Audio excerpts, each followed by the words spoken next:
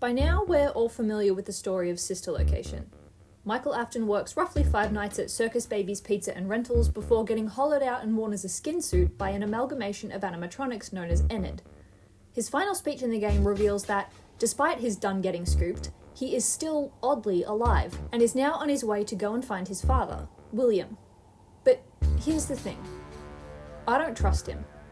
One of the important takeaways of Mike's final speech is how much he sounds like William. She can dance. She can sing.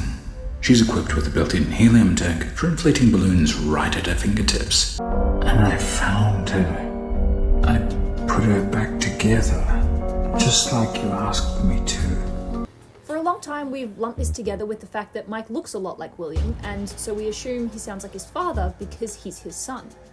But I think we've had it wrong this whole time. Listen carefully to Mike's voice during this speech. Father, it's me, Michael. All throughout, there's a hollow, echoing quality to it, and at the end, we hear the voice seemingly powering down, which isn't how human voices are supposed to work. I'm going to come find you. I'm going to come find you. But that's because it's not a human voice. Mike has been completely hollowed out by the scooper, and that would include his larynx and vocal cords. So we're hearing Enid, not Mike. So instead of this being Mike's voice that sounds a lot like his father, it is actually just William's voice, mimicked by the Funtime animatronics that were built to do exactly that, mimic parents' voices. And I believe Scott has tried to clarify this with this poster. We all picked up that this was the Afton family and that William was puppeteering Mike, but what no one called out was the type of puppet that Mike is shown to be. If this was simply meant to show William controlling Mike or pulling the strings, then they'd represent him as a marionette. However, Mike is shown to be a ventriloquist dummy, which is very specifically a type of puppetry revolving around the voice. The puppeteer provides the voice for the dummy. Do you know why they call it the scooping room? It's because, dummy. As a result, I don't trust a word that Michael Afton says. We cannot base Mike's motivations on this one speech because it may not even be his actual opinions or goals. They may be the goals of Enid or Circus Baby or even William himself. I originally wondered if this was actually Circus Baby pretending to be Mike while still carrying on her routine of constantly trying to please William. I will make you proud, Daddy.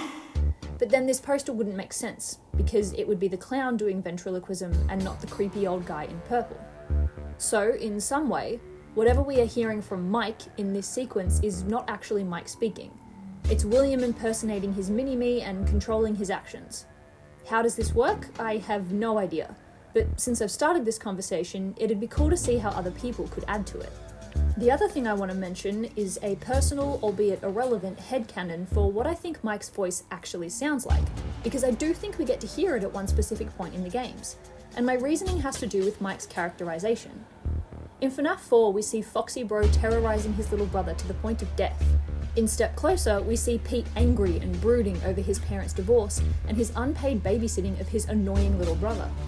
In Lonely Freddy, Alec is treated like shit while his little sister is spoiled rotten, leading to unchecked jealousy and rage that has a very tragic ending. Time and again, in the games and the books, we see a very specific character as a stand-in for Mike, an angry older brother taking his feelings out on the world. You could, in other words, describe him as an angsty teen. The elevator stopped. You know the routine. You can get out now or whatever. So, funny story. A dead body was found in this vent once. Okay, so not that funny, but it's a story.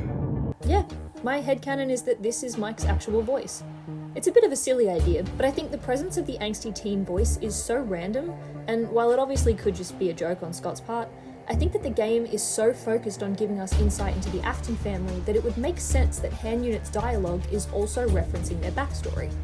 And I mean, we already know that the other things Hand Unit says, Casual Bongos, Exotic Butters, and the Screws, Bolts and Hairpins magazine, read our ad and Screws, Bolts and Hairpins, reference Mike specifically, so why not one more thing to seal the deal? And how did Hand Unit get Mike's voice? Again, no idea. Circus Baby clarifies that she has never seen Mike before. I don't recognize you. You are new. So he hasn't been down in the bunker. But it is possible that William, who had security cameras all over his child's bedroom as well as a nanny cam following his youngest son around, also secretly recorded his eldest son to help train the mimic technology in the animatronics he was building. If you were starting a business from scratch and had a poor code of ethics, you'd probably use whatever was available immediately and for free with or without that person's consent. But to be honest, the how doesn't really matter, because what it's doing is helping solidify some of Mike's characterization. He's the angsty teen older brother, the foxy bro, the Pete, the Alec, etc. He was, at one point, an asshole, though probably for a valid reason. But this makes his sudden switch around in Midnight Motorist all the more interesting. But that's of course a topic for a different video. Let me know what you think, and if you're down for more short theories like this. They're easier to make, so hopefully I can do them more often while working on bigger ones in the background. Until next time.